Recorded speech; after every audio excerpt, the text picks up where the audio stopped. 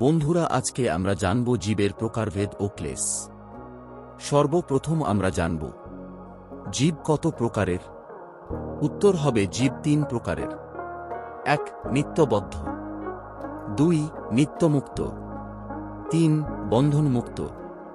যেমন ভগবদ্বিমুখ জীব, যারা এই জড় জগতে ত্রিগুণাত্মিকা মায়াশক্তির প্রভাবে বদ্ধ হয়ে আছে ও জড়া প্রকৃতির ত্রিগুণের দ্বারা পরিচালিত হচ্ছে, তাদেরকে নিত্যবদ্ধ জীব বলা হয়। আর যে সমস্ত জীব ভগবদ্ধজন করে এই বদ্ধ অবস্থা থেকে মুক্ত হয়ে চিন্ময় জগতে প্রবেশে উন্মুখ, তাদেরকে বন্ধনমুক্ত জীব বা নিত্যমুক্ত জীব বলা হয়। এই জড় জগতে কত প্রকার জীব প্রজাতি রয়েছে? উত্তর: এই জড় জগতে ৮৪ লক্ষ জীব যোনি রয়েছে।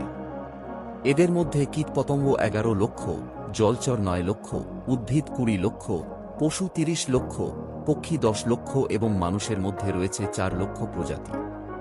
জীবের প্রকৃত সমস্যা বা দুঃখ কি? উত্তর: জীবের প্রকৃত সমস্যা বা দুঃখ হচ্ছে জন্ম, মৃত্যু, জরা, ব্যাধি। এখন আমরা জানব ত্রিতাপ ক্লেশ কি।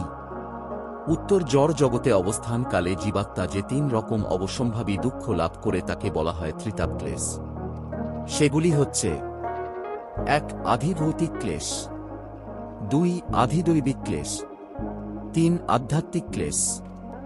জীব তার নিজের মন ও শরীর থেকে যে ক্লেশ প্রাপ্ত হয় তা আধ্যাত্মিক ক্লেশ, যেমন মানসিক কষ্ট এবং রোগ ব্যাধি ইত্যাদি। আর অন্য জীব থেকে প্রাপ্ত ক্লেশকে আধিভৌতিক ক্লেশ বলা হয়, যেমন সাপের কামড়, মশামাছি, চোরগুন্ডার উপদ্রব ইত্যাদি।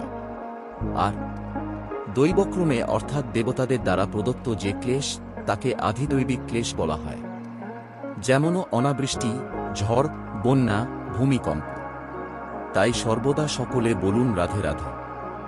বন্ধুরা, আজকের ভিডিওটি কেমন হয়েছে কমেন্ট বক্সে আপনার মতামত জানিয়ে যাবেন। ধন্যবাদ।